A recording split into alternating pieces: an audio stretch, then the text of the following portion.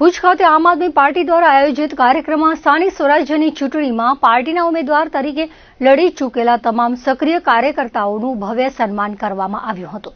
આ કાર્યક્રમમાં પાર્ટીના હોદ્દેદારોએ જણાવ્યું હતું કે ચૂંટણી દરમિયાન પ્રશાસન અને પોલીસ તંત્ર દ્વારા કરવામાં આવેલા દમન છતાં પાર્ટીના ઉમેદવારો પૂરી મક્કમતાથી મેદાનમાં ટકી રહ્યા હતા, જે તેમની હિંમત અને પાર્ટી પ્રત્યેની નિષ્ઠા દર્શાવે છે।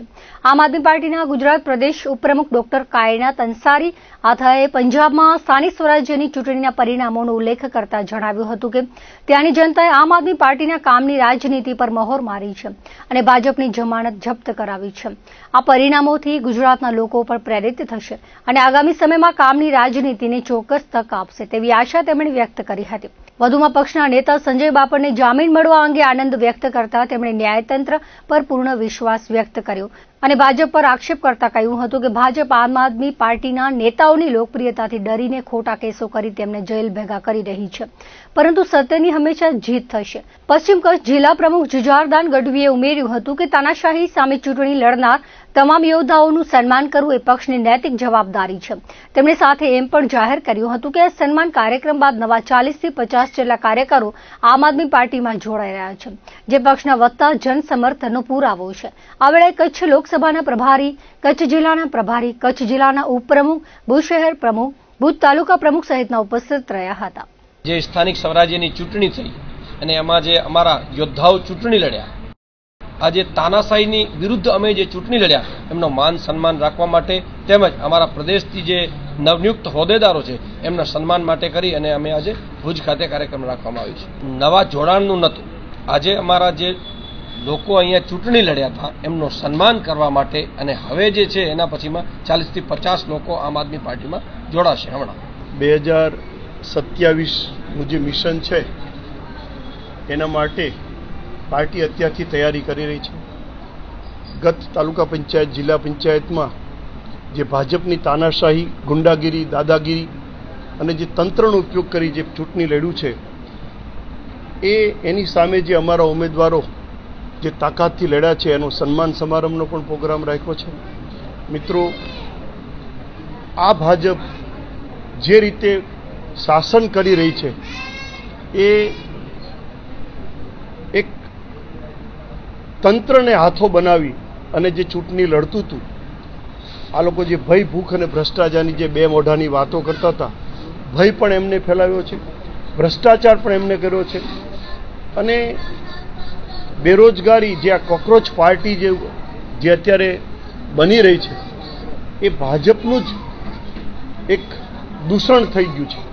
કારણ કે ભાજપે જે રીતે શાસન કર્યું, જે બેરોજગારી જે છે અને જે યુવાનોનું જે અપમાન કર્યું છે એમાંથી જ આ કોકરોચ પાર્ટીનો જે જન્મ થયો છે। એટલે મિત્રો, બેરોજગારી અત્યારે એટલી બધી વધી ગઈ છે કે લોકો ડ્રગના રવાડે ચડી ગયા, યુવાનો। એટલે મિત્રો, 2027 માટે અમે અત્યારથી તૈયારી કરી રહ્યા છીએ। પંજાબની અંદર ત્યાં તમે જુઓ કે ત્યાં બેલેટ પેપરથી ચૂંટણી થઈ છે।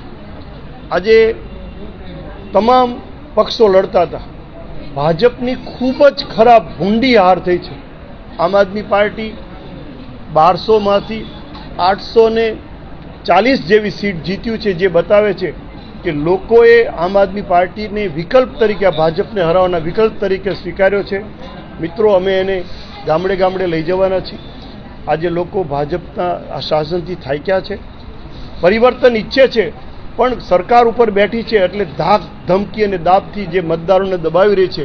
પણ 2027માં લોકો, તમામ સમાજો, યુવાનો બહાર નીકળવાના છે અને આ ભાજપને ખરાબ રીતે હરાવી ગુજરાતની અંદર આમ આદમી પાર્ટીનું સુશાસન આવશે એવી અમને। આમ આદમી પાર્ટીના આગેવાનો મોંઘવારી, ભ્રષ્ટાચાર, ખેડૂતોને થતા અન્યાય સામે સતત તાકાતથી લડી રહી છે, એમાં કોઈ શંકાને સ્થાન નથી। स्थानिक स्वराज की चुटनी हुई और उसमें जो हमारे जो कैंडिडेट्स थे वो जिस हिम्मत से लड़े, प्रशासन के सामने, पुलिस के सामने, हर तरह का दमन उन पर हो रहा था, फिर भी वो इतनी मजबूती से खड़े रहे तो उनका सम्मान बनता है और पार्टी उनका सम्मान कर रही है। दूसरी बात, आपके साथ एक अच्छी खबर एक शेयर करना चाहती हूँ कि पंजाब में जो स्थानिक स्वराज की चुटनी हुई उसमें जिस तरह से आम आदमी पार्टी को जन समर्थन मिला है और लोगों ने काम की राजनीति को पसंद किया है, उस जहां पर भाजपा की जमानत तक जब्त हो गई है, ऐसा जो परिणाम आया है, मुझे लगता है कि उससे गुजरात के लोग भी अब प्रेरित होंगे और आम आदमी पार्टी को और काम की राजनीति को एक मौका देंगे। एक दूसरी खुशखबरी आप लोगों के साथ शेयर करना चाहती हूँ कि हमारे एक नेता संजय बाबर जी, वो उनके ऊपर खोटा जैसा होता रहता है, गलत केस करके उनको जेल में डाल दिया गया था।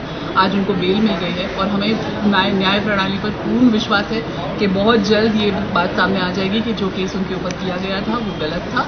और हम इसका भी एक बार फिर से आप लोगों के साथ न्यूज़ शेयर करेंगे कि किस तरह से भाजपा हमारे नेताओं को इतना डरती है कि हमारे नेताओं को बार बार अंदर कर देती है। तो जैसे ही उनका चुकादा आएगा कोर्ट का, वो भी हम आप लोगों के साथ जरूर शेयर करेंगे। Thank you.